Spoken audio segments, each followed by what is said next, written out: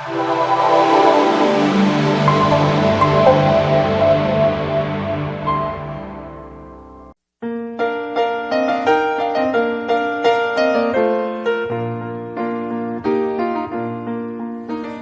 can usually tell a person's proactive or reactive nature by listening to their language.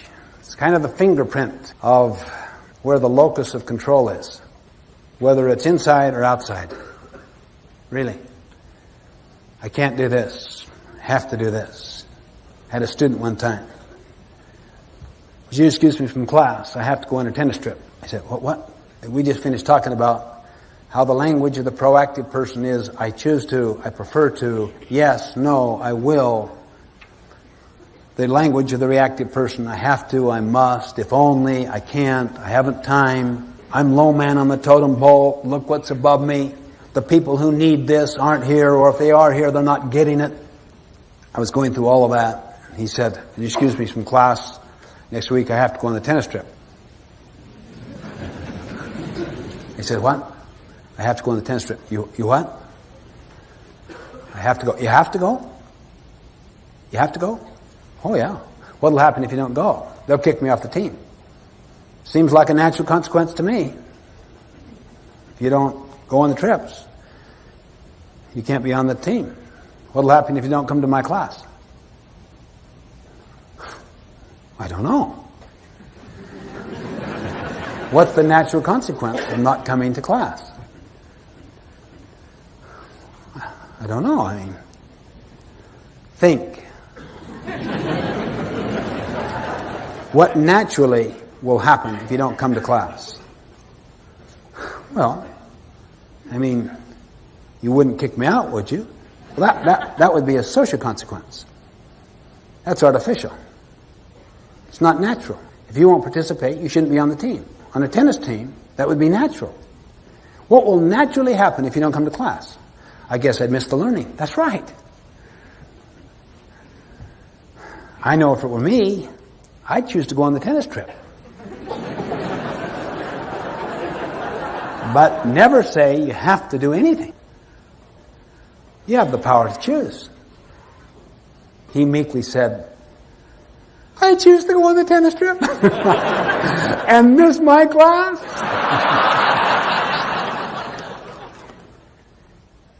You're always working with an analysis of alternative consequences, and then you're making a choice about the actions. Remember, you can choose your actions, but you cannot choose the consequences. They're governed by natural laws or principles.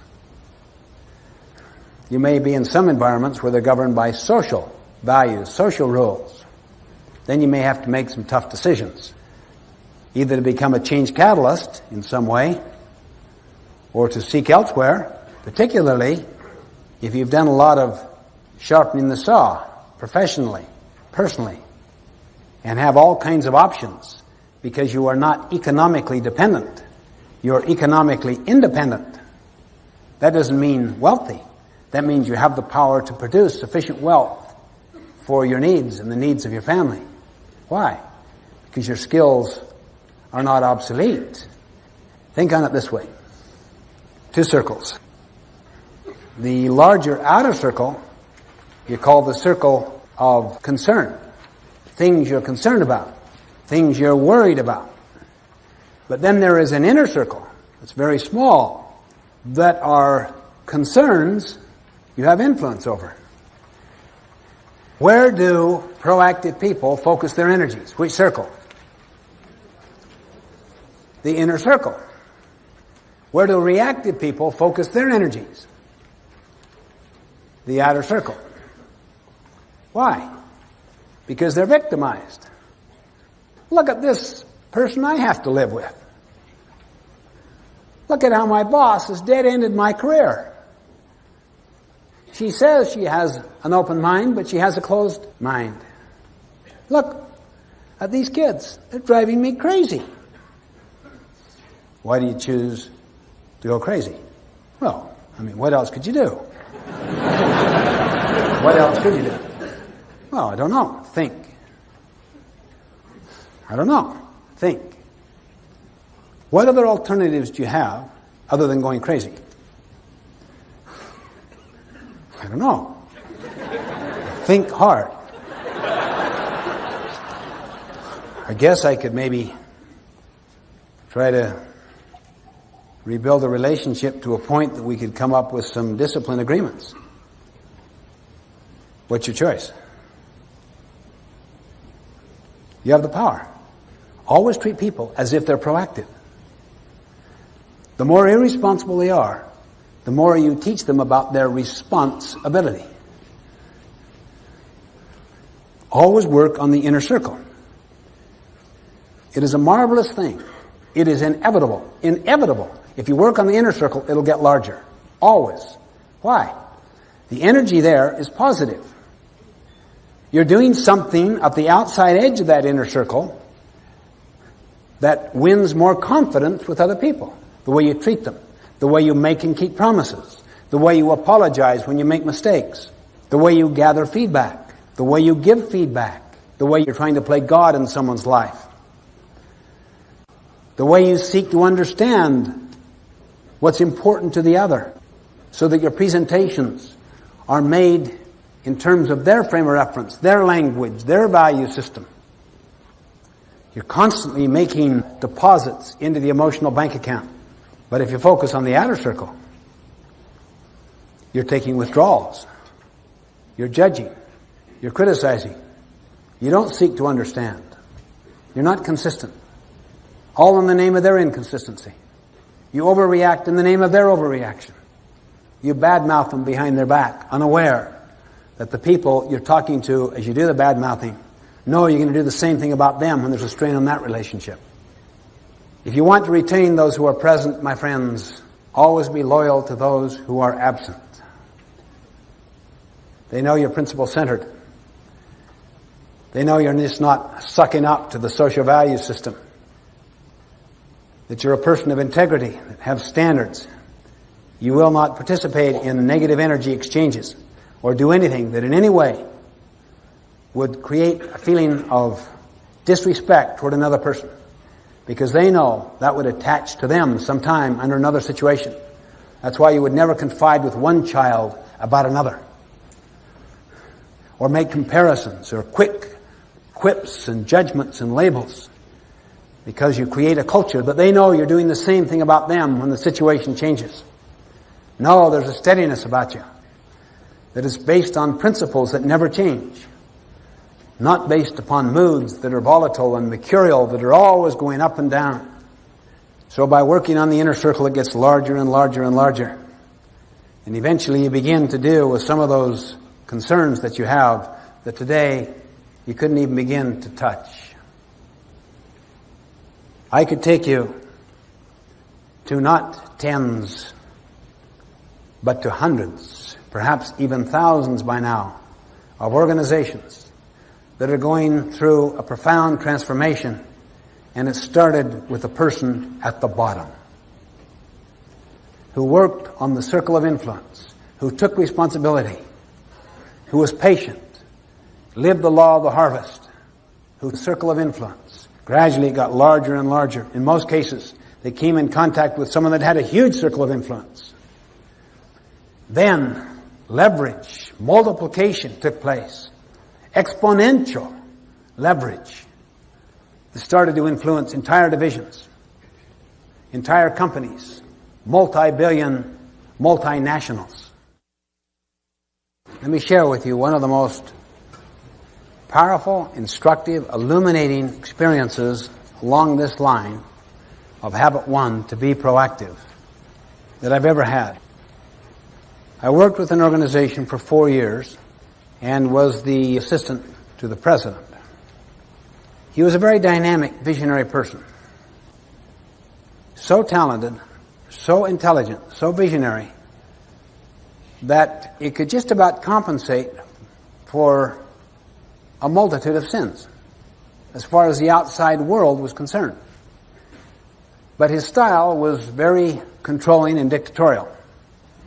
Consequently, all the people around felt that they were treated like gophers, as if they had no judgment of their own.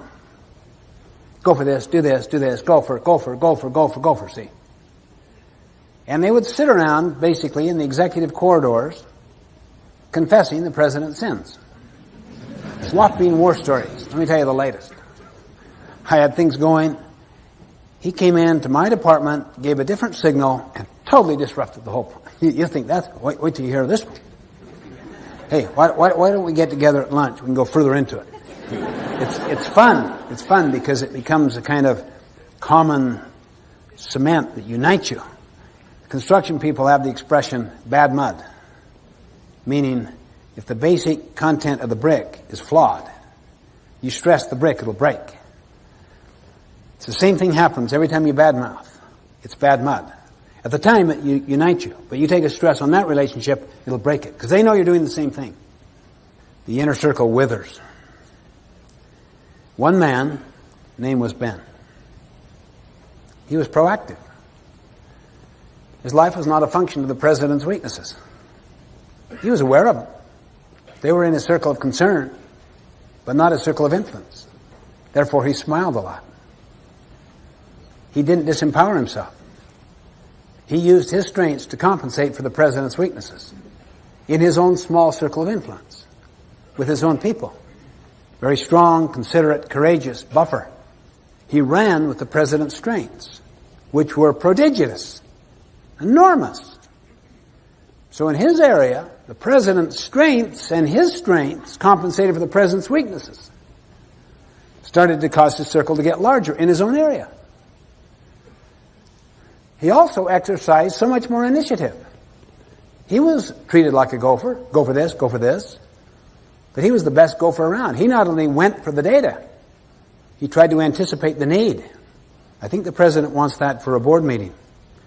I'm going to give him the data, the analysis of the data, and the recommendations based on that analysis. And I'm going to put it in the presentation form. The president would say to me, I can't believe, Ben. It's just amazing. Really. Look what he's done. I asked him to get this. He anticipated my need. He's analyzed it. He developed alternative recommendations. He came up with one, and it's in the form that I can make to the board. I think I'll have him make it. Circle of influence. Next meetings. Go for this.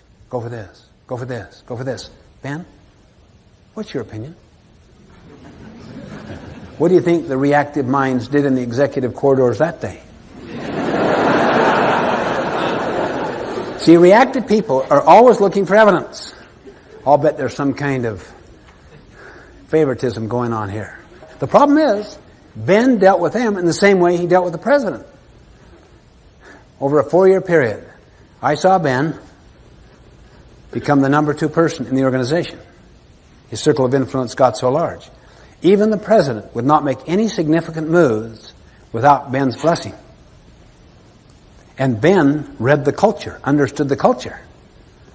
So the president's weakness in style was being compensated for by Ben's strength with cultural awareness, so that the president's judgments about how to implement this vision, actualize the vision, was strengthened.